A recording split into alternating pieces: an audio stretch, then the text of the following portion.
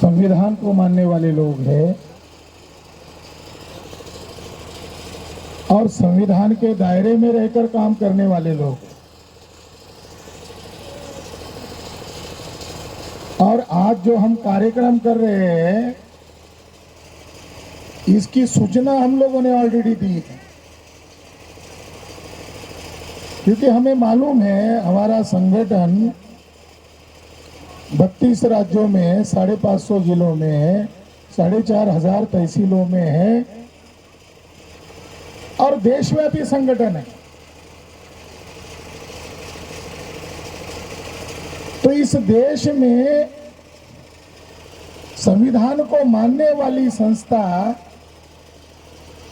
संविधान को बचाने का काम कर रही है, मगर जिसके हाथ में सत्ता है, ईवीएम में गड़बड़ी करके जिसके हाथ में सत्ता है, वो लोग 22 जनवरी के दिन बोलते हैं अब हमारा हिंदू राष्ट्र बन गया है, यानी हमारे पास सत्ता नहीं है, मगर हम लोगों को संविधान का महत्व बता रहे हैं, कानून का महत्व बता रहे हैं। और जिनके पास आज सत्ता है वो संविधान की धज्जियां उड़ा रहे, संविधान का अपमान कर रहे। तो जो लोग संविधान का अपमान कर रहे हैं उसका हम जाहिर धिक्कार करते हैं। और ये दिन 22 तारीख का दिन एक काला दिन मना रहे हैं, ऑल इंडिया में मना रहे हैं। और वो काला दिन क्यों मना रहे हैं इसकी वजह बताकर लोगों को जागरूक कर रहे हैं। 6 दिसंबर 1992 को बाबरी मस्जिद गिराई गई और सारा सुनियोजित को कांड था, पुलिस थी, मिलिट्री थी, गिरा दी गई। सत्ता में कांग्रेस पार्टी थी और कांग्रेस के पास मिलिट्री थी, पैरामिलिट्री थी, पुलिस थी, उन्होंने उस मस्जिद को गिरने दिया। और कौन से तारीख को गिराया? 6 दिसंबर। अब 6 दिसंबर को ही क्यों गिराया? तो ओबीसी जो मंडल आंदोलन की लड़ाई लड़ रहे थे, रिजर्वेशन की लड़ाई लड़ रहे थे, तो ओबीसी का रिजर्वेशन लागू हो गया, मगर ओबीसी का रिजर्वेशन लागू करते समय उन्होंने नौकरी में रिजर्वेशन दिया, मगर शिक्षा में रिजर्वेशन नहीं दिया, क्रीमिलियर लगा दिया।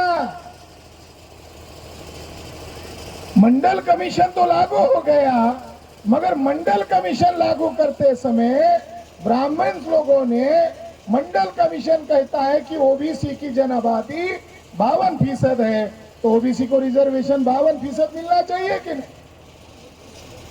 तो जिनकी जितनी आबादी है उतना उसको रिजर्वेशन मिलना चाहिए था, मगर इन बदमाश शासक जाति के लोगों ने क्रीमिलियर सिस्टम लगा दिया, यानी आर्थिक आधार उसके ऊपर लगा दिया और 52% को 27.5% बना दिया। आबादी 52%, रिजर्वेशन 27.5%, और जो क्रीमिलियर लागू कर दिया, इस क्रीमिलियर के खिलाफ ओबीसी के लोग दोबारा मोर्चा ना खड़े करे, इसलिए 6 दिसंबर 1992 को बाबरी मस्जिद गिराई गई। ओबीसी के लोग क्रीमिलियर के खिलाफ अपना मोर्चा संभालकर आंदोलन न चलाए, इसके प्रतिक्रिया में बाबरी मस्जिद गिराई। राम मंदिर बनाने के लिए बाबरी मस्जिद नहीं गिराई। बाबरी मस्जिद गिराने का संदर्भ ओबीसी को जो रिजर्वेशन मिल रहा था वो क्रीमिलियर से छीना गया और ओबीसी इसके खिलाफ बड़ा आंदोलन न करे, इसके लिए वो गिराई। मगर गिराते समय तारीख को ध्यान में रखा गया। तारीख कौन सी है? 6 तारीख। 6 तारीख को क्या हुआ था? 6 तारीख को डॉक्टर बाबा साहब अम्बेडकर का मृत्यु हुआ है। पंडित जी तो पंचांग देखकर ना करते हैं। तो 6 तारीख को बाबा साहब अम्बेडकर का मृत्यु हुआ है, उसी दिन क्यों गिराए? क्योंकि ओबीसी के लोग लड़ाई कम लड़ रहे थे, शेड्यूल कास्ट के लोग ओबीसी के साथ मिलकर लड़ाई लड़ रहे थे। तो ओबीसी का साथ शेड्यूल कास्ट के लोग छोड़ दे, इसके लिए 6 तारीख को डिसाइड किया गया। और ये गेम उन्होंने योजना बनाकर शेड्यूल कास्ट और मुसलमानों का भी झगड़ा लग जाए, इस सोच से किया गया। तो साथियों, उस समय उन्होंने जो षड्यंत्र किया, उसके पीछे ओबीसी को दबाना, ये उसके पीछे मकसद था। आज जो षड्यंत्र कर रहे हैं, इसके पीछे मकसद है 2024 को उनको ईवीएम घोटाला करना है। जब ईवीएम घोटाला करेंगे और वो दोबारा सत्ता में आएंगे, तो सभी लोग शोषित हैं। शेड्यूल कास्ट के लोग शोषित है, शेड्यूल ट्राइब के लोग शोषित है, ओबीसी के लोग शोषित है, महिलाएं भी शोषित है, सभी लोग शोषित है। तो सारे लोग उसके खिलाफ फिर से मोर्चा न खोल दे, इसीलिए धर्म का सहारा लेकर 2024 का चुनाव में ईवीएम घोटाला करेंगे। मगर प्रोपेगेंडा करना है कि मंदिर बनाया, इसीलिए बीजेपी को लोगों ने ज्यादा वोटों से जितवाया। नाटक, क्योंकि ये दुष्ट जमात है, ये षड्यंत्रकारी लोग हैं। साथियों, 1992 में बाबरी मस्जिद का ढांचा गिराया गया और उत्तर प्रदेश के इलाहाबाद हाईकोर्ट ने, इधर ध्यान दीजिए, उत्तर प्रदेश के इलाहाबाद हाईकोर्ट ने यह आदेश दिया कि अब मस्जिद का तो ढांचा गिर गया है, अब मस्जिद के नीचे मंदिर है या नहीं है, इसका काम आर्कियोलॉजिकल सर्वे ऑफ इंडिया यानी भारतीय पुरातत्व विभाग करेगा। एक संस्था है, भारतीय पुरातत्व विभाग एक संस्था है, जैसे न्यायपालिका है। वो खुदाई करते हैं, वो अंदर मिली हुई चीजों का उम्र ढूंढते, उम्र जैसे आदमी का उम्र होता है, उसी तरह अंदर जो चीजें मिलती है उसका भी एक उम्र होता है। तो उसको उनकी परिभाषा में कहते कार्बन डेटिंग, उसकी शब्दावली। तो उसका उत्खनन कार्य 2003 में किया गया। साथियों, 2019 में जो फैसला देना था वो उस रिपोर्ट के आधार पर देना था। इलाहाबाद हाईकोर्ट ने 2010 में जो फैसला दिया वो उस रिपोर्ट के आधार पर दिया। यानी हाई कोर्ट ने और सुप्रीम कोर्ट ने जो फैसला दिया उसका आधार क्या है कि हमने वहां खुदाई की, खुदाई में जो सामग्री मिली उसका पुरातात्विक ढंग से अध्ययन किया और अध्ययन करके हमने फैसला दिया। ऐसा कह रहा है क्या इलाहाबाद हाई कोर्ट? ऐसा कह रहा है क्या supreme court? Allahabad high court ऐसा नहीं कह रहा है, सुप्रीम कोर्ट ऐसा नहीं कह रहा है। क्या कह रहा है इलाहाबाद हाई कोर्ट के जजेस? सन 2010 में क्या कहा? आस्था और श्रद्धा के आधार पर हम ये मानते हैं जहाँ मस्जिद थी उसके बीचों बीच राम पैदा हुए। काय के आधार पर? आस्था और श्रद्धा के आधार पर। अगर हाईकोर्ट को यह फैसला देना था तो किसी ज्योतिषी से फैसला ले लेते। अगर हाईकोर्ट और सुप्रीम कोर्ट के लोग ये जजमेंट दे रहे हैं तो कोई पुरोहित से पूछ लेते पंचांग देखकर। इसलिए इलाहाबाद हाई कोर्ट का फैसला नहीं माना जा सकता, सुप्रीम कोर्ट का फैसला नहीं माना जा सकता। ये षड्यंत्र है। लोगों को लगता है कि न्यायपालिका और उसके जजमेंट की समीक्षा करने से कानूनन अपराध माना जाता है। गलत। हर जजमेंट की समीक्षा होती है। गलत क्या है, सही क्या है, पब्लिक भारतीय जनता को अधिकार दिया गया है। तो सुप्रीम कोर्ट और हाई कोर्ट ने जो जजमेंट दिया, उस जजमेंट का आधार आस्था और श्रद्धा की बुनियाद पर दिया गया है। अगर कल कोई पंडित जी कहेगा आपके गांव में आकर कि यादव को शूद्र मानना, ये मेरी आस्था है, मेरी श्रद्धा है, और यादव शूद्र है, ये मेरा धर्म ग्रंथ मुझे आदेश देता है। चमार अछूत है, ये मेरी आस्था और श्रद्धा है, ये मुझे आदेश देता है मेरा धर्म ग्रंथ। और ये आदेश मुझे सुप्रीम कोर्ट के द्वारा 2019 में आस्था और श्रद्धा के आधार पर फैसला दिया। इसलिए छुआछूत मानना, वर्ण व्यवस्था में कुर्मियों को, अहिरों को, यादवों को नीच मानना, गुलाम मानना, ये मेरा आस्था का मामला है। तो यानी ये जो जजमेंट दिया गया, ये जजमेंट 3.5% ब्राह्मणों का, बहुसंख्यक लोगों के ऊपर कब्जा करने का जजमेंट है। मगर मैं आप लोगों को एक जानकारी दे रहा था कि 2003 में क्या उत्खनन किया। फिर 2003 में जो रिपोर्ट प्रकाशित हुआ, वो रिपोर्ट अभी तक सार्वजनिक नहीं किया गया है। सुप्रीम कोर्ट क्या कह रहा है, हमने समाधान किया।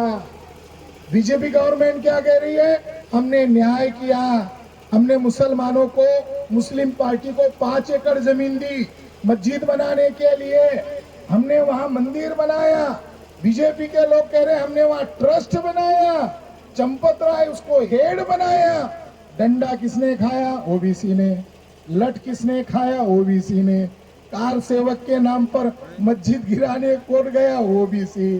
ज्यादा भड़काऊ भाषण कोर किए, ओबीसी। जब मंदिर बनने का मौका आया, एक भी ओबीसी को उस ट्रस्ट में मेंबर के तौर पर रखा ही नहीं। ओबीसी कहाँ है, घंटा बजाने के। यानी हमारे लोगों को फौज के तौर पर इस्तेमाल किया।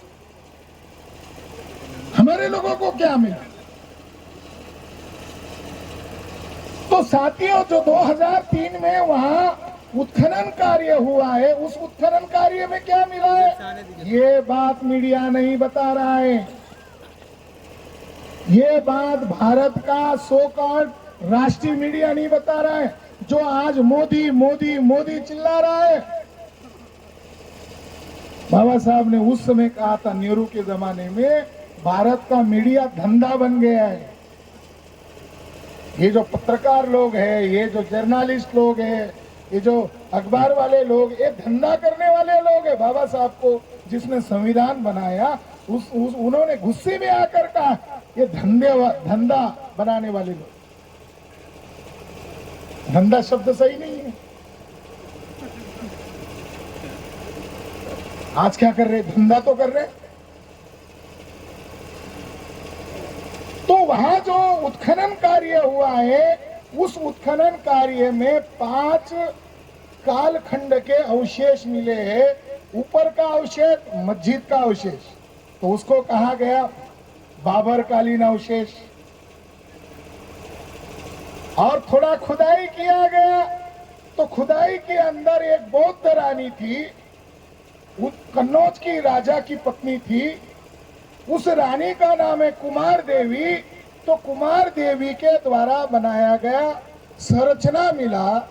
जो कुमार देवी गढ़वाल रानी इतनी बड़ी महान रानी है कि उसने कुशीनगर में जाकर, जहां सम्राट अशोक का स्तूप तोड़ा गया था, ध्वस्त हुआ था, उसको उसने रिपेयर किया। और उसने 11वीं शताब्दी में क्या किया, वहां 9 मंजिला बुद्ध विहार बनाया कुमार देवी ने। जो उसी समय में कुशीनगर में जाकर 9 मंजिला बुद्धा विहार बनाती है, वो अयोध्या में जाकर राम मंदिर बनाती है। कैसे संभव है? यारे कोई हजम होने वाली बात नहीं है। वो मिला दूसरा, इसको ये मंदिर के अवशेष बोलते। उसके नीचे क्या मिला? उसके स्तर मिला, तीसरा स्तर मिला, गुप्तकालीन बौद्ध मूर्तियां मिली। चौथा स्तर क्या मिला? कनिष्क कालीन यानी कुषाण कालीन बौद्ध मूर्तियां मिली, बौद्ध अवशेष मिले। और आखिरी जो स्तर मिला, वो स्तर का नाम है मौर्य कालीन अवशेष मिला। आप कह रहे हो ये मुसलमान और हिंदू, ब्राह्मण या मुसलमान? अरे मुसलमान कब आए भारत में? यहाँ के तो तमाम लोग हमारे लोग हैं, SC ST OBC के, जिन्होंने धर्म परिवर्तन करके इस्लाम कबूल किया। जब भारत में इस्लाम नहीं आया था तब भी मुसलमान थे, तो हमारे लोग थे। जब इस्लाम भारत में नहीं आया तो भारत में 2 ही धर्म था। एक धर्म का नाम वैदिक धर्म या ब्राह्मण धर्म था, और दूसरे धर्म का नाम बौद्ध धर्म था। तीसरा कोई धर्म नहीं था। और वो बौद्ध धर्म OBC का भी था। वो बौद्ध धर्म, ये जो आज 6,500 जाति के टुकड़े में बांटे गए लोग हैं, उनके पुरखों का धर्म था। वो कोई शेड्यूल कास्ट के लोगों का धर्म नहीं था। ये अछूत जातियां तो 1200 साल पहले बनी है। इसके पहले अछूत जातियां का अता पता नहीं है। तो सबसे नीचे जो अवशेष मिले हैं वो मौर्य कालीन अवशेष मिले हैं। अगर फैसला करना था किसके समर्थन में करना था? मौर्य के समर्थन में। यानी वो विवादित जगह किसकी है, इसका फैसला अगर करना था तो पुरातत्व के आधार पर करना था। मगर इलाहाबाद हाई कोर्ट ने आस्था और श्रद्धा के आधार पर फैसला दिया, और सुप्रीम कोर्ट के जजेस ने आस्था और श्रद्धा के आधार पर फैसला दिया। इसलिए 2019 का जो फैसला है ये संविधान द्रोह करने वाला फैसला है। संविधान ने कहीं नहीं लिखा है कि पुलिस लोग भी पंचांग देखकर किसी को सजा दे। कहीं संविधान ने लिखा है कि पंडितों को आस्था श्रद्धा को आधार बनाकर फैसला दे। इसकी कारण ये है कि सुप्रीम कोर्ट और हाई कोर्ट में बैठे हुए आपको लगते जजेस है, वो जजेस नहीं है। वो कौन है? जाति से ब्राह्मण है। 360 जजेस हाई कोर्ट के हैं, उसमें कोई कुर्मी नहीं है, उसमें कोई यादव नहीं है, उसमें कोई शेड्यूल कास्ट नहीं है, उसमें कोई आदिवासी नहीं है। 360 के 360 ब्राह्मण। 28 जजेस सुप्रीम कोर्ट के हैं, 28 के 28 ब्राह्मण। कौन सा फैसला होने वाला है?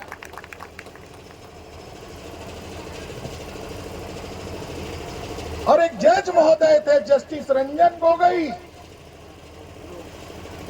रंजन गोगोई ने ब्राह्मणों को, RSS के ब्राह्मणों को जैसा फैसला चाहिए वैसा फैसला रंजन गोगोई ने दिया।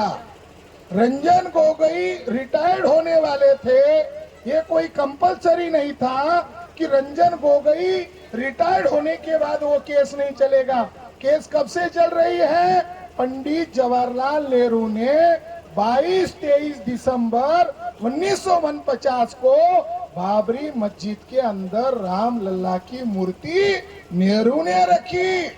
बीजेपी मंदिर बना रहे हैं, मूर्ति उसने रखी। मामला, विवाद का मामला ब्रिटिश जाने के बाद 1949 से चल रहा है। फिर 2019 तक रहा क्यों देख रहे थे आप?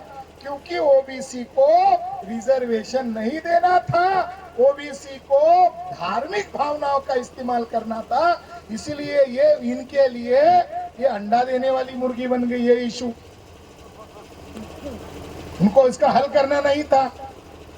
क्या जस्टिस गोगोई रिटायर्ड हो जाते तो क्या कोई दूसरा जज इस केस का समाधान नहीं करता था? करता था।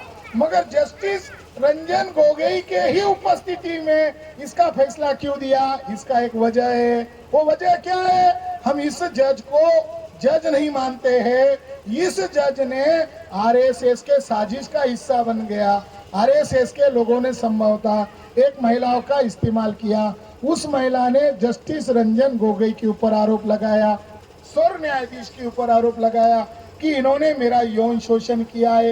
एक सुप्रीम कोर्ट के अंदर एक महिला सर्व न्यायाधीश के ऊपर आरोप करती है।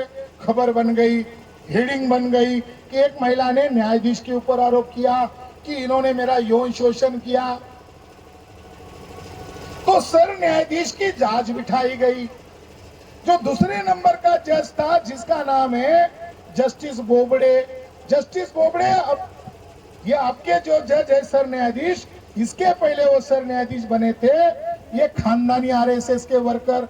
इनके दादाओं ने आरएसएस का वकील विंग बनाया था नागपुर में। ये आरएसएस के वर्कर के रिश्तेदार।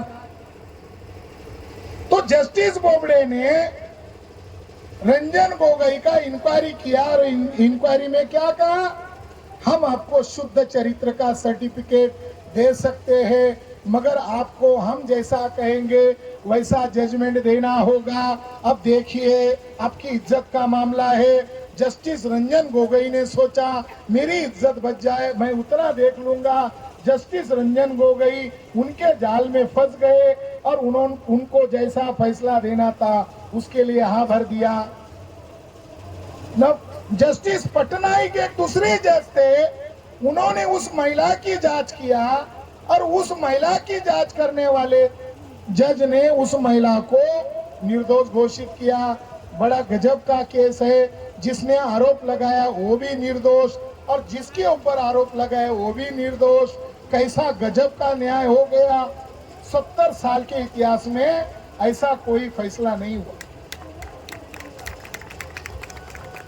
साथियों, उसके बाद ये हुआ कि जो फैसला दिया गया उस फैसले के अंदर श्रद्धा और आस्था का बुनियाद दिया गया और वास्तविक जो इतिहास है, वास्तविक जो सबूत है, जो उत्खनन कार्य में मिले जो सबूत है, जो मूर्तियां मिली है, क्या क्या मिला है, वहां त्रिरत्न मिला है, बुद्ध की सैकड़ों मूर्तियां मिली है, सम्राट अशोक के अभिलेख के हिस्से मिले हैं, सम्राट अशोक के अभिलेख के हिस्से मिले हैं, कमल के चिन्ह मिले हैं, कमल का चिन्ह यानी बुद्धत्व का चिन्ह, त्रिरत्न के सिंबल मिले हैं। मगर इसके बावजूद उन लोगों ने उन बातों को दरकिनार कर दिया और आस्था और श्रद्धा के नाम पर वो फैसला सुनाया।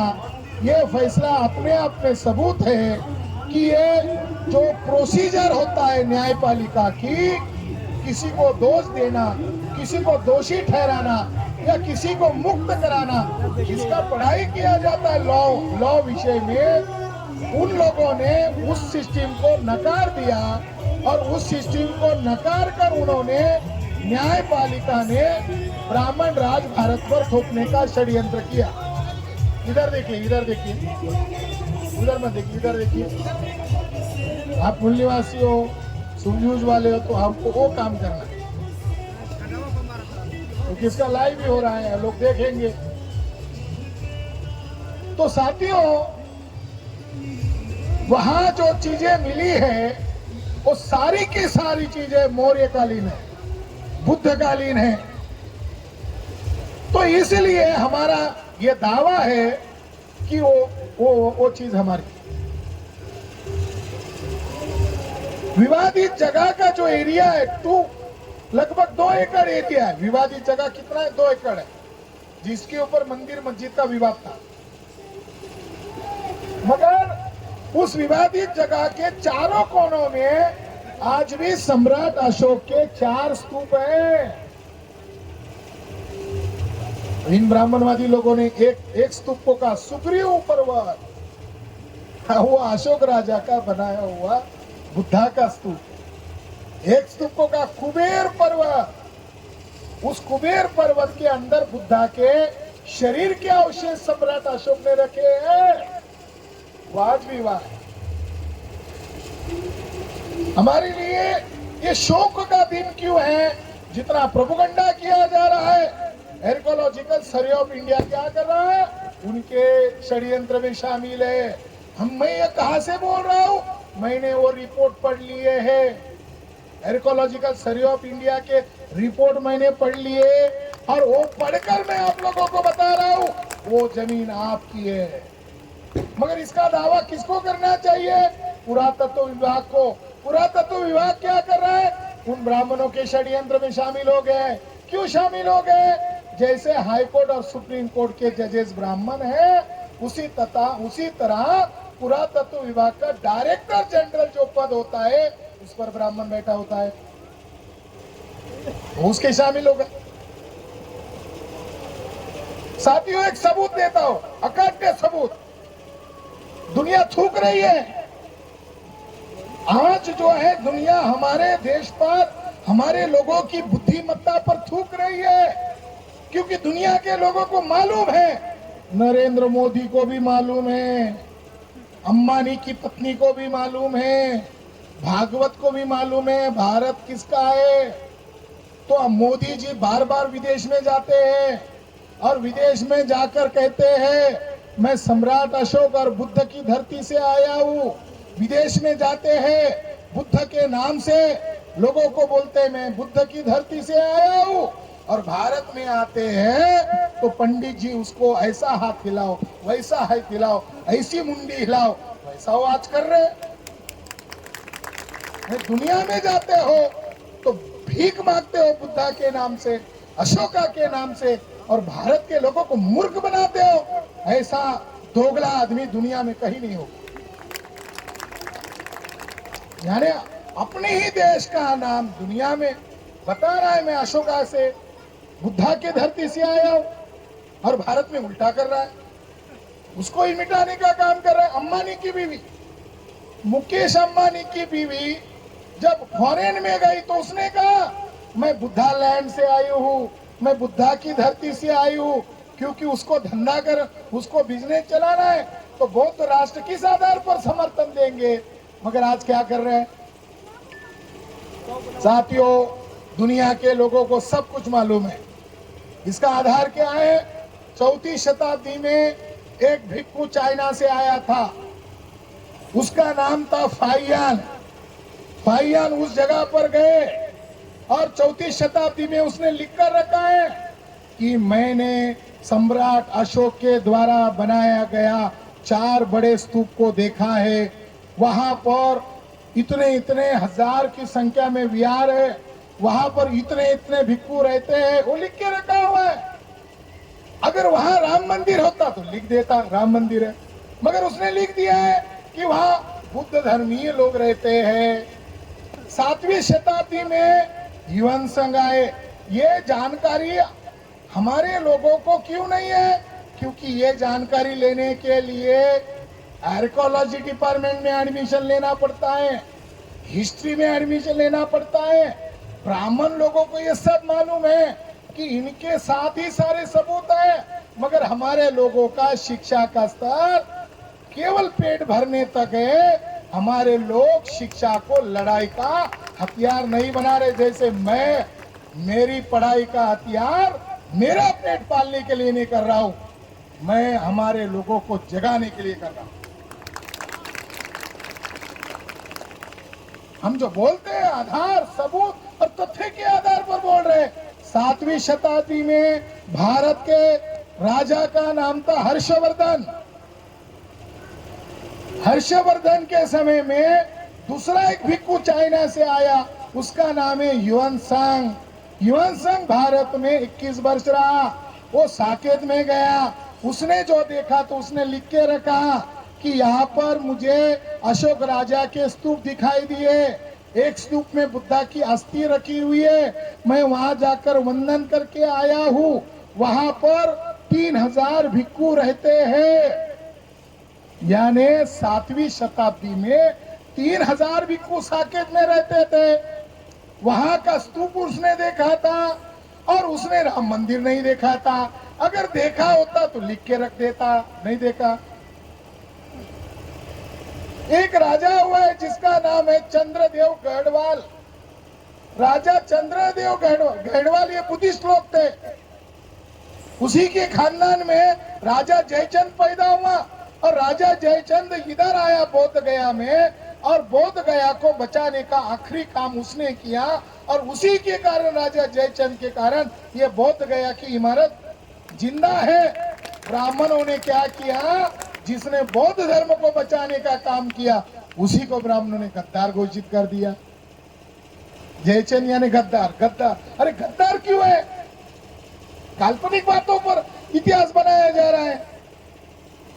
तो राजा जय चंद्रदेव गहेड़वाल 1103 ईस्वी सन 1103 में घाघरा और सरयू नदी का संगम तट पर स्नान करने गया और उसने ब्राह्मणों को चंदा दिया और उसने वहां कोई विधि किया होगा, इसलिए ब्राह्मणों को जो दान दिया उसका अभिलेख लिख के रख दिया। और यह अभिलेख ब्राह्मणों को पता नहीं है ऐसा नहीं है, उनको पता है। उस अभिलेख में कहीं पर भी राम मंदिर का कहीं पर जिक्र नहीं है। उसमें ब्राह्मणों को चंदा देने का जिक्र है मगर राम मंदिर होने का कोई जिक्र नहीं है। इसका मतलब है 1103 में राम मंदिर नहीं था। महाराष्ट्र का एक बड़ा विद्वान हो गया है और जो लोग पढ़ाई करते हैं, एकेडमिक पढ़ाई करते हैं, उस ब्राह्मण को जरूर रेफर करते हैं। उस ब्राह्मण का नाम है आर.डी. भंडारकर। ये पुणे का ब्राह्मण है, चित्पावन ब्राह्मण है। मोहन भागवत की जो जाति है वो चित्पावन ब्राह्मण है, उस जाति का वो ब्राह्मण था। कोकणस्थ ब्राह्मण बोलते। पेशवा ब्राह्मण कौन थे? यही चित्पावन ब्राह्मण थे। और हमारे 500 लोगों ने उन चित्पावन ब्राह्मणों को बोटी बोटी करके मारा था भीमा कोरेगांव के युद्ध में। तो जो आर.डी. भंडारकर है उसने एक किताब लिखा है 1913 में। उस किताब का नाम है Vaishnavism and Shaivism and other religious sect. इस किताब में उसने लिखा है कि 14वीं शताब्दी तक राम पंथ अस्तित्व में नहीं था, या राम के नाम पर कोई बड़ा मंदिर बनाना, कोई पंथ जिसको अंग्रेजी में कल्ट कहते हैं, 14वीं शताब्दी तक कुछ नहीं था। तो साथियों, सारी एविडेंस ये बताते हैं कि वो जो विवादित जगह उन्होंने बनाई है वो बौद्ध स्थल है। 5वें नंबर का सबूत ये है कि अभी ये मामला 2-4 दिन के बाद ठंडा हो जाएगा। आप भी वहां जाओ और राम मंदिर देखने के लिए जाओ, और राम मंदिर के सामने ही शरयू नदी का तट है और शरयू नदी के अंदर एक कुंड है जिसको राम कुंड कहते हैं। और रामायण लिखने वालों की यह मान्यता है कि राम ने उसके अंदर डुबकी लगाकर स्वर्गवास हो गए, रामायण में लिखा हुआ। इसीलिए वहां कोई जाता तो डुबकी लगाता है। उस राम कुंड के ऊपर सीढ़ियों से चढ़कर आप आओगे तो वहां पर एक मंदिर है जिस मंदिर का नाम है नागेश्वर नाथ टेम्पल। वो शिव का मंदिर लोग बोलते हैं, आज भी है। और उसके अंदर जो शिवलिंग है उस शिवलिंग को कमल की पंखुड़ियां है। भारत का एकलौता शिवलिंग है जिसको कमल की पंखुड़ियां है। कितने आश्चर्य की बात है। और उन पंखुड़ियों वाले शिवलिंग को पुरातत्व विभाग ने अध्ययन किया और अध्ययन करके रिपोर्ट में लिखा हुआ है ये शिवलिंग नहीं है, ये सम्राट अशोक का शेर स्तंभ है। इसको तोड़ा गया है और शेर को उल्टा जमीन में गाड़ दिया गया है। और शेर किस पर खड़ा होता है? कमल पर खड़ा होता है, क्योंकि वो शाक्यसी है। वो भारत का असली पिता है। वो सूरज देने वाला एक प्रतीक है। वो तथागत बुद्ध का प्रतीक होता है। उसको उन्होंने उल्टा गाड़ दिया और उसके नीचे जो कमल का चिन्ह था उसकी पंखुड़ियां दिखाई देती थी। 2003 तक दिखाई देती थी, आज भी दिखाई देती है। मगर 2003 में जो उत्खनन किया हुआ विवादित जगह का, तो उन बदमाश ब्राह्मणों को लगा इधर तो हम दफन कर रहे हैं मगर मंदिर में तो सबूत खुला आंखों से दिखाई दे रहा है। तो इधर के बदमाश ब्राह्मणों ने वहां के बदमाश ब्राह्मणों को कहा अभी महाशिवरात्रि आएगी, महाशिवरात्रि का मौका ढूंढकर आप इसको चांदी का पत्रा बिठा दो। पत्रा तो बिठा दिया, मगर पत्रे को भी कमल की पंखुड़ी के डिजाइन बनाना पड़ा, क्योंकि वो मिटा नहीं सकते, तोड़ नहीं सकते हैं। इतने सबूत हैं। तो इस आधार पर वो जो जगह है वो बौद्ध स्थल है, निर्विवाद रूप से बौद्ध स्थल है। ये बात दुनिया के लोगों को मालूम है। दुनिया के लोग इनके ऊपर थूक रहे हैं, मगर हमारे मूल निवासी बहुजन लोगों को मालूम नहीं है वो हमारा है। एक जगह को देखो, कितनी आश्चर्य की बात है। लॉकडाउन आ गया, कोरोना महामारी आ गई। जो यूपी बिहार के लोग थे, कोई दिल्ली गए थे, कोई कर्नाटका गए थे, कोई बॉम्बे गए थे। हमारे बिहार के लोग ज्यादा बॉम्बे जाते हैं। तो जब कोरोना लॉकडाउन लगाया, कितने दिन लगाया, मोदी जी बढ़ा ही रहे।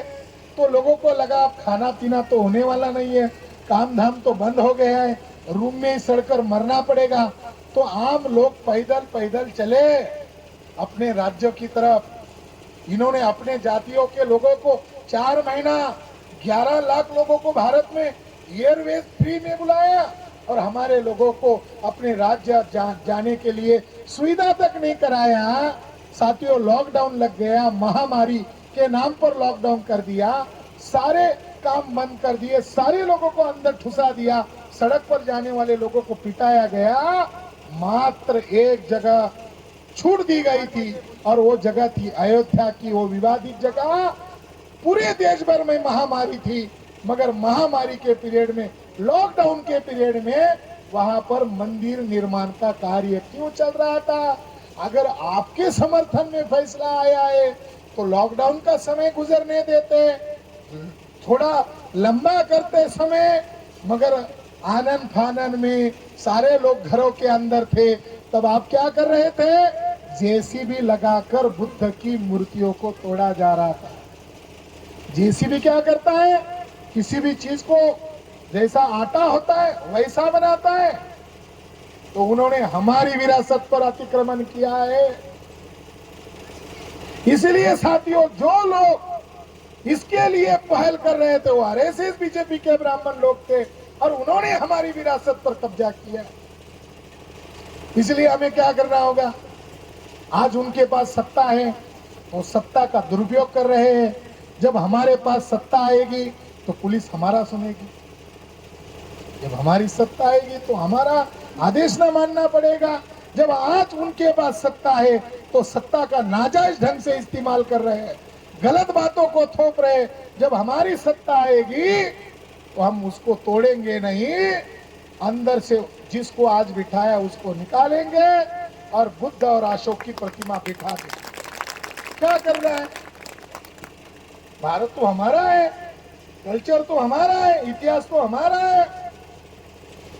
ये बात ध्यान में रखो, गुस्से को एकदम मत निकालो, ये व्यवस्था को बदलना होगा। 31 तारीख को मुख्य चुनाव आयोग के खिलाफ जो नन्ही लड़की ने केछुआ कहा, उसको सही कहा। मुख्य चुनाव आयोग के मुख्यालय पर 11 लाख लोगों का मोर्चा लेकर जा रहे हैं।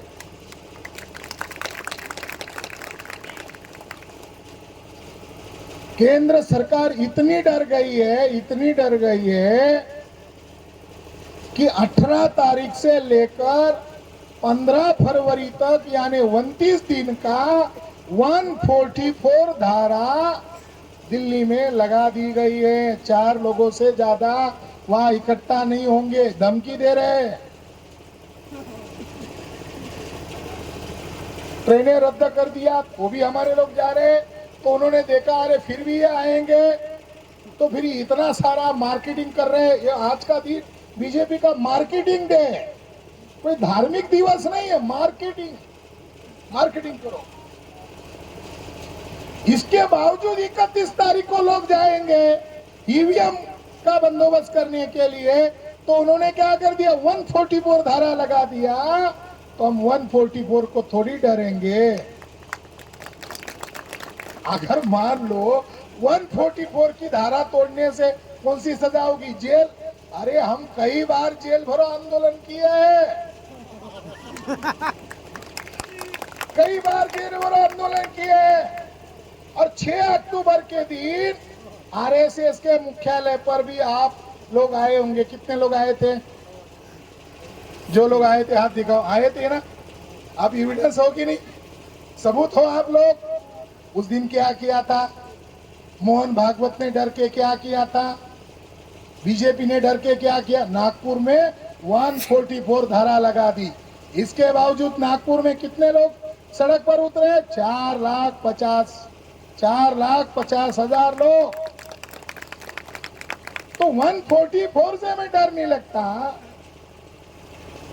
ब्रिटिश लोगों का रास्ता वो भी 144 लगाते थे, तब ये लोग आंदोलन करते थे। और जो आंदोलन में जेल जाता था वो बाहर आता था, तब उसको पुष्पमाला डालते थे। अब हम लोग अंदर जाएंगे, फिर अंदर से बाहर आएंगे, तो क्या हमारा समाज हमको गाली देगा? हमारा समाज तो सर के ऊपर लेगा। जैसे हमारा नागवंशी है, प्रदेश का लीडरशिप कर रहा है, ओबीसी है, ब्राह्मणों को बुरा क्यों लग रहा है? एससी के लोग काला दिन मनाते, ठीक है, आदिवासी मनाते, ठीक है, मगर ओबीसी लोग काला दिन क्यों मना रहे? अरे उन्होंने मान लिया था कि ओबीसी हमारी जेब में है। ओबीसी जेब में नहीं है, ओबीसी मैदान में है। तो आने वाले 31 तारीख को बिहार से भारी संख्या में चलो दिल्ली के लिए तैयारी चल रही है। आप लोग भी तैयारी करो। और 31 तारीख को जो हमारा विशाल महामोर्चा होने वाला है, ये जो महामोर्चा होने वाला है, ये भारत को आजाद करने वाला मोर्चा है। आप जिसको वोट डालते हो वो उसके खाते में नहीं जाता, दूसरे के ही खाते में जाता है। 8 अक्टूबर 2013 को सुप्रीम कोर्ट ने, ये बीजेपी का नेता था सुब्रमण्यम स्वामी, अब वो चुप्पी लगा के बैठा हुआ है। जब वो चुनकर नहीं आ रहे थे तब ईवीएम को लेकर कोर्ट चले गए और कोर्ट में समझौता किया, मगर सुप्रीम कोर्ट ने मान्य किया कि ईवीएम मशीन से फ्री फेयर ट्रांसफर चुनाव नहीं हो सकते। इसलिए सुप्रीम कोर्ट ने कहा विदाउट वीवीपीएटी, यानी पर्ची के बगैर चुनाव नहीं कर सकते। अब वो पर्ची में भी गड़बड़ी है, ईवीएम में तो है ही है। 2019 में नरेंद्र मोदी बनारस से चुनाव के लिए खड़े थे और नरेंद्र मोदी का जो लोकसभा सीट था वाराणसी, वहां वोटर की संख्या 11 लाख है, मगर जब गिनती की गई तो कभी 100% वोट डाले नहीं जाते, 50-55 से ज्यादा होता नहीं है। और अपर कास्ट के लोग तो वोट ही नहीं डालते, हमारे लोग वोट डालते हैं। हमारे लोगों को लोकतंत्र की चिंता है, उन लोगों को चिंता नहीं है। मगर जब गिनती की गई 11 लाख वोटर का जो लोकसभा सीट है, वोट ज्यादा कितने निकले? 1,87,000। अरे घोटाला नहीं है, ये ब्रह्म घोटाला है। केवल घोटाला थोड़ी है, ब्रह्म घोटाला है। तो ईवीएम मशीन से वो सत्ता में आए हैं और ईवीएम जब तक उनके हाथ में रहेगा वो उसके जरिए से देश का सत्यानाश करने वाले हैं। आज ये मंदिर का ही मामला नहीं है, ये मंदिर का शो इसीलिए कर रहे हैं ताकि आप बेरोजगारी को इशू बनाकर सड़क पर न उतरे। भारत नंबर 1 का गरीब, भिखारी और बेरोजगार देश बन गया है। भारत संपन्न देश की लिस्ट में नहीं है, गरीब, बेरोजगार, दरिद्र और भुखमरी वाला देश बन गया है।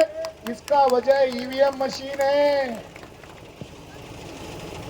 अव्वल आ गया गरीबी में।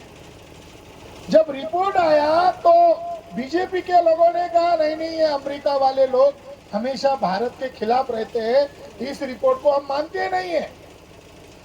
और 1 महीने बाद नरेंद्र मोदी भोपाल की चुनावी सभा को संबोधित करने गए और उसमें उन्होंने कहा और 5 साल अगर आप हमें मौका देंगे तो हम लोग 80 करोड़ जनता को 5 साल के लिए फ्री में चावल अनाज देंगे।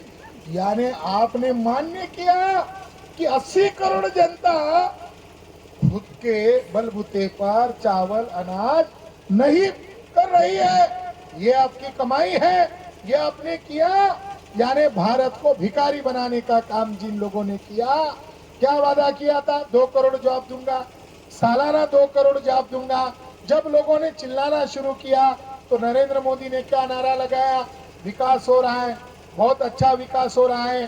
देखो उनकी एक आदत है, जब उनके खिलाफ जनमत बन जाएगा, तो जब अटल जी के खिलाफ जनमत बन गया था क्योंकि वो सरकारी कंपनियों को बेच रहे थे, तब अटल जी ने नारा लगाया था कि विरोधियों का काम है विरोध करना, आप उसके उल्टा प्रचार करो भले ही वो गलत है। तब उन्होंने क्या कहा था? Shining India. तो उन्होंने क्या कहा था? Shining India. यानी उनकी बदनामी हो रही थी तो कह रहे थे शाइनिंग इंडिया, शाइनिंग इंडिया। अब क्या कह रहे हैं? भारत अभ्युदय हो रहा है। अभी किसी आदमी को, अगर गांव के आदमी को पूछो ये अभ्युदय का मतलब क्या है, वो बोलेगा ये कौन सा भाषा बोल रहा है। अरे वो शब्द भी ऐसा चुन रहे हैं कि भारत का उदय हो रहा है, अभ्युदय हो रहा है। तो गरीबी में भारत अव्वल आ गया। अब गांव देहात के लोग हो, आपको बता दूं कि भारत सरकार ने नई शिक्षा पॉलिसी बनाई है। अंधे मत बनो। आपके बच्चों को पढ़ने नहीं देने के लिए भारत सरकार ने एक नई शिक्षा पॉलिसी बनाई है, और ये भी 2020 में लॉकडाउन में बनाई है। ना ही इसको पार्लियामेंट की मान्यता है, ना ही इसके ऊपर डिबेट डिस्कशन हुआ है। और उसके अंदर लिखा हुआ है कि पहली कक्षा से लेकर केजी से लेकर पीजी तक ब्राह्मणवाद का सिलेबस पढ़ाया जाएगा। डॉक्टर, वकील, इंजीनियर का नहीं, बल्कि अछूत बनाने का, शूद्र बनाने का, गुलाम बनाने का शिक्षा दी जाएगी। और क्लॉज नंबर 6 में लिखा हुआ है, ये इतने कार्यक्रम से आपको कुछ बातें समझ में आए ना है वो बात अलग है, मगर ये नई शिक्षा कानून इतना जहरीला कानून है। धारा नंबर 6 में लिखा है कि 5वीं और 6ठी कक्षा में पढ़ने वाले बच्चे को, लड़की लड़कियों को मास्टर जी जाति का आधारित शिक्षा देंगे। अपने बाप दादाओं का पैतृक धंधे का प्रशिक्षण देंगे। कुछ समझ में आ रहा है, कुछ बुझ रहा है, कुछ पल्ले पड़ रहा है। अपने बाप दादाओं का पैतृक धंधे का मतलब होता है लोहार का बेटा लोहारी का काम करेगा, सुतार का बेटा सुतार का काम करेगा, कुम्हार का बेटा कुम्हारी का काम करेगा, चमार का बेटा चमड़े का काम करेगा, किसान का बेटा, यादव का बेटा, कुर्मी का बेटा किसानी का काम करेगा, मुसलमान का बेटा टायर पंक्चर करने का काम करेगा। यानी फिर से मनुस्मृति लागू करने का काम बीजेपी ने किया है। ये बात मास्टर जी भी नहीं बता रहे। मास्टर जी को डर है अगर जगाऊं तो मुझको जो रोटी मिल रही है कल न मिल जाएगी। मास्टर जी को भी डर लग रहा है। लोगों को सड़क पर आना होगा। आपको जो मान, सम्मान, स्वाभिमान संविधान ने दिया है उसको दरकिनार करते हुए न्यू एजुकेशन पॉलिसी बनाई गई है। ऐसे कानून को तो जेल में, ऐसे कानून को सड़क पर जलाना चाहिए और माँ बाप को घरों से जेल में जाना चाहिए, क्योंकि इस कानून से मेरा बेटा गुलाम बनने वाला है। और मेरे ऊपर जो ब्राह्मणवादी लोगों ने अत्याचार किया था, ये कानूनन उसको मान्यता दे रहे, उसको जलाना चाहिए। मगर जलाने के पहले जगाना तो चाहिए। क्यों जला रहे साथियों? आज रेप नहीं हो रहा है, आज क्या हो रहा है? गैंग रेप हो रहा है। पहले रेप होता था, अब गैंग रेप हो रहा है। बेटी पढ़ाओ बेटी बचाओ हो रहा है, अब गैंग रेप हो रहा है। इसका मतलब ये है कि भारत की महिला सुरक्षित नहीं है।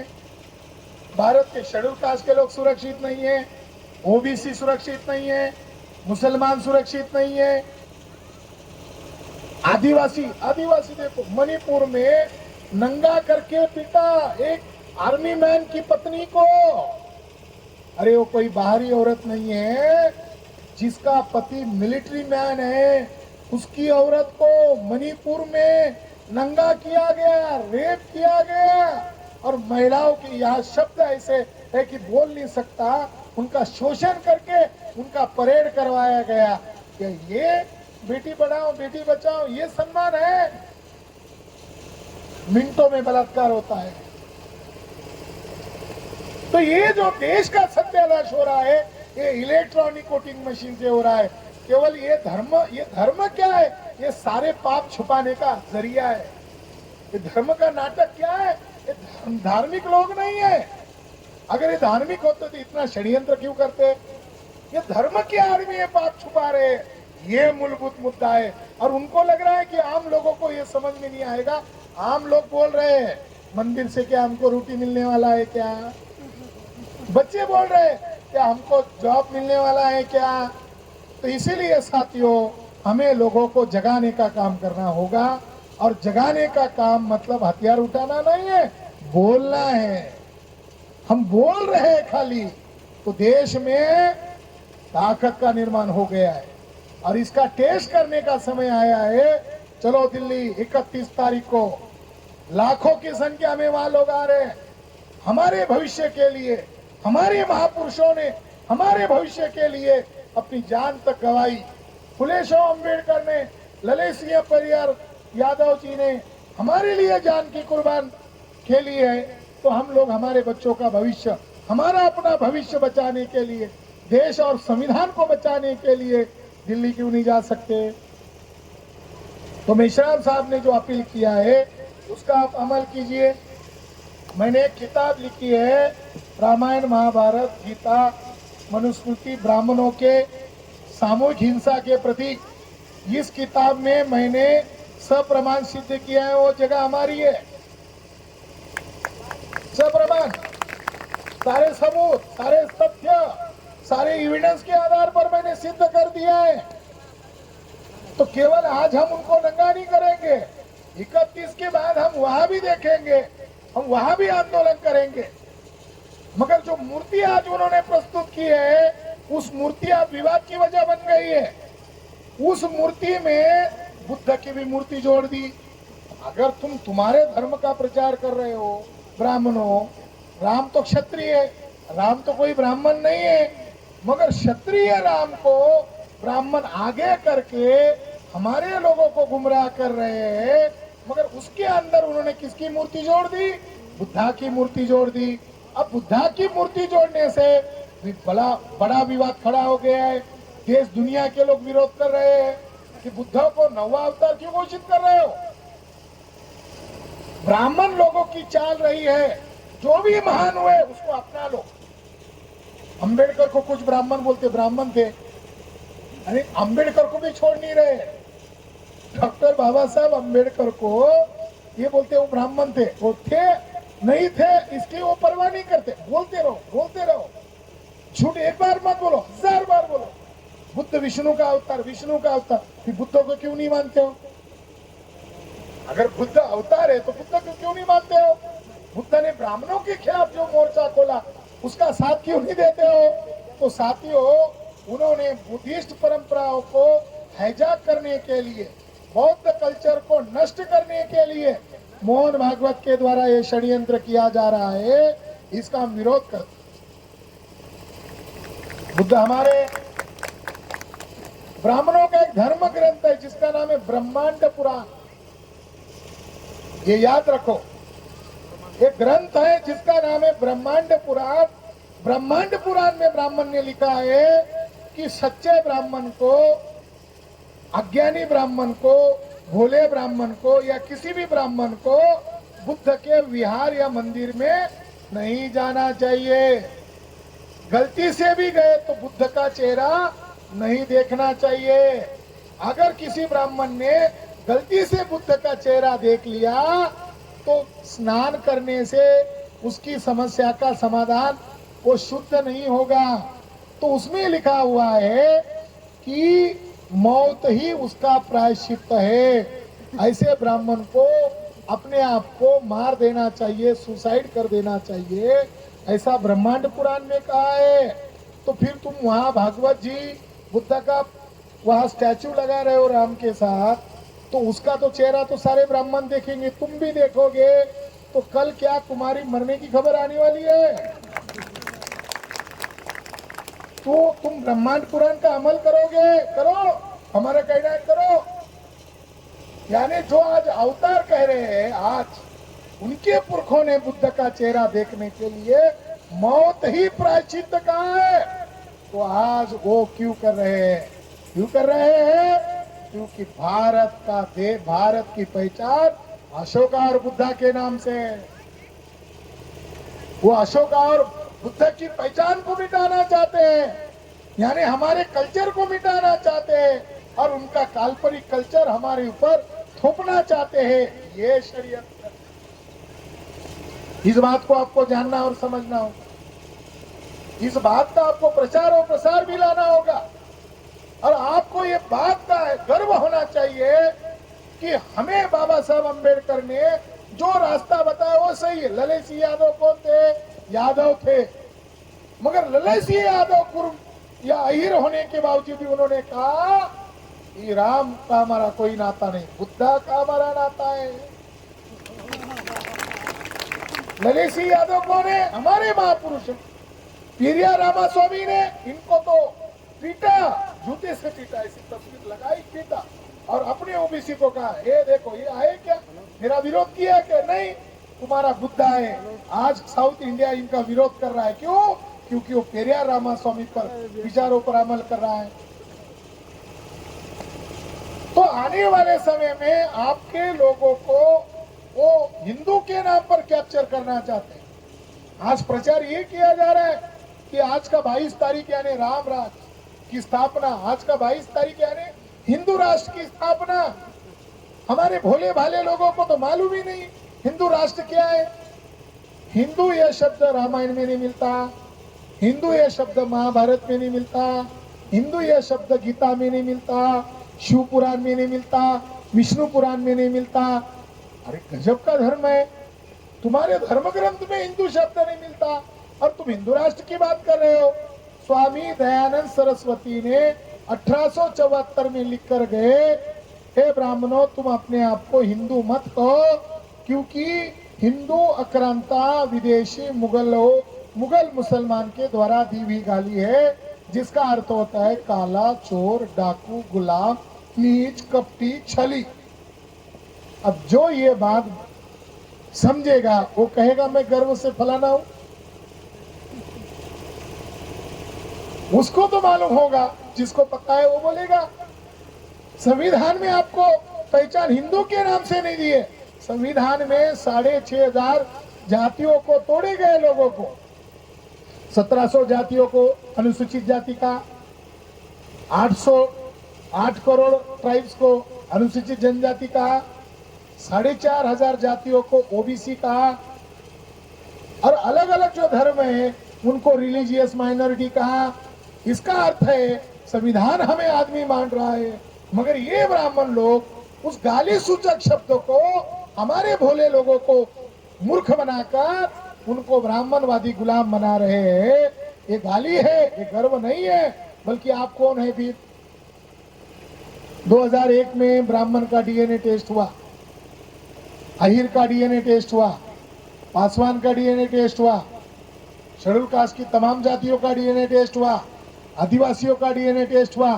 तो ब्राह्मण का खून और हमारे 6,500 जातियों के लोगों का खून एक नहीं मिला, बल्कि ब्राह्मणों का खून यूरोप के पास, काला समंदर के पास एक देश है वेस्ट यूरेशिया, वहां से उनका खून मिला। तो डीएनए ने 2001 में डिक्लेयर कर दिया कि ब्राह्मणों की संख्या 3.5% है, तब भी वो 3.5% है, आज भी वो 3.5% है। और भारत की 90% जमात का डीएनए मूल निवासी मिला है। जिनको हिंदू कह रहे हैं उन शूद्र अति शूद्र लोगों का डीएनए मूल निवासी निकला है। और ब्राह्मणों का डीएनए विदेशी निकला है, तो डीएनए के आधार पर ब्राह्मण लोग विदेशी है। हिंदू राष्ट्र क्यों चिल्ला रहे हैं? क्योंकि अब डीएनए का प्रचार हो रहा है। अब डीएनए से ब्राह्मण विदेशी सिद्ध हो गया है। अब अपना विदेशी छुपाने के लिए ब्राह्मणों ने मुगलों के द्वारा दी गई गाली को गर्व मानना शुरू किया और हिंदू के नाम पर नेता बन गए। यानी आज भी नेता बनना चाहते हैं, मगर हिंदू के नाम पर। पहले वो नेता बनना चाहते थे ब्राह्मण के नाम पर। ब्राह्मण हमेशा दाव पेच में परिवर्तन करता है, उद्देश्य में नहीं। अगर वो भी हिंदू है और हमारे यादव भी हिंदू है, तो कभी आपने सुना हिंदू यादव के घर में लड़की है और ब्राह्मण के घर में लड़का है, तो क्या वो रिश्तेदार बनते हैं? चमार अगर हिंदू है, ब्राह्मण अगर हिंदू है, तो क्या वो बेटी व्यवहार करते हैं? वो दाव वो कहने के लिए अपने आप को हिंदू कह रहे हैं, मान नहीं रहे। हमारे लोग मान रहे और मानकर उसको ताकत दे रहे हैं। तो डीएनए के आधार पर सिद्ध होता है कि जिनका डीएनए भारतीय नहीं है, उनको भारत के किसी भी भूभाग पर कब्जा करने का नैतिक अधिकार है।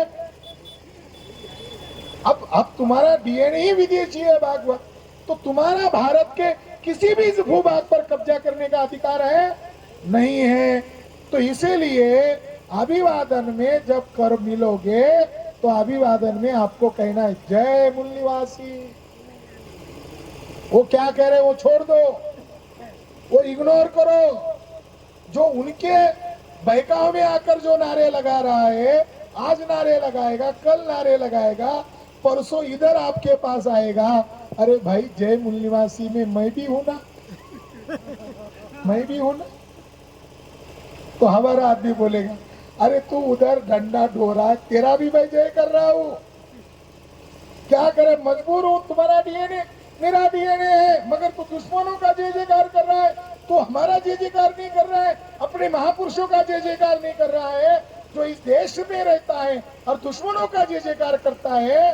तो ऐसे लोगों को देशद्रोही कहते हैं, मगर मैं तुम्हें देशद्रोही नहीं कहूंगा। तू गलती स्वीकार कर, इधर आ जा, ऐसा कर ले, आ जा। तो ऐसे अब आरएसएस में काम करने वाले ओबीसी के लोग, उनको अकल ठिकाने आ गई, वो सारे इधर आकर भारत मुक्ति मोर्चा ज्वाइन कर रहे, बोलते बैकलॉग भरना है। नागपुर में देखा आपने, नागपुर में ऐसे कई बिछड़े भाई आ गए। तो गांव गांव में आपको संगठन को मजबूत करना है। इस गांव में आकर मुझे बहुत हर्ष हुआ है, मुझे बहुत खुशी हुई है कि तानाशाही लोगों को न मानने वाला ये गांव, इस गांव का आज इतिहास में नाम दर्ज हो गया है कि लोकतंत्र को बचाने के लिए इस गांव में लोग आए, अलग अलग गांव से आए, इस गांव के लोग भी आए। मैं आपका सदैव ऋणी रहूंगा कि आप लोगों ने लोकतंत्र को बचाने के लिए किसी की परवाह न करते हुए आप लोकतंत्र को बचाने के लिए आए हो। इस मौके पर मैं इतनी ही बात कहता हूं और यहाँ शांतिपूर्ण ढंग से हमारा कार्यक्रम हुआ, किसी को कोई आपत्ति नहीं है, हमारे लोगों को किसी को कोई आपत्ति नहीं है। तो ये हमारे पूर्वजों का काम है, संविधान ने हमको अधिकार दिया कि तो समझने वाली बात है। जब बाबरी मस्जिद गिराई जा रही थी, पुलिस देख रहे थे, अरे उस समय आज लोग जागृत कर रहे हैं। इसीलिए हम लोगों को संविधान को मानना है, संविधान के दायरे में रहकर काम करना है। हमें बोलने का अधिकार है आर्टिकल 19 के तहत, और जो हम बोलेंगे तथ्य और सबूत के आधार पर बोलेंगे। डीएनए के आधार पर ब्राह्मण विदेशी है, ये सबको मालूम है। गांव गांव में प्रचार करो, यहाँ से एक संदेश लेके जाओ, हमारी लड़ाई केवल और केवल मनोवादी लोगों के खिलाफ है। हमारी लड़ाई आपस की नहीं है। शेड्यूल कास्ट के लोग, शेड्यूल ट्राइब के लोग, अदर बैकवर्ड कास्ट के लोग, रिलीजियस माइनॉरिटी के लोग, ये सारे मूल निवासी लोग हैं। और सारे मूल निवासी लोगों को भाईचारा बढ़ाने का आज का दिन है। हम भाईचारा बढ़ाने के लिए आए हैं। आपने मेरी बात ध्यान से सुनी, धन्यवाद। बोलो 85, बोलो 85, बोलो 85।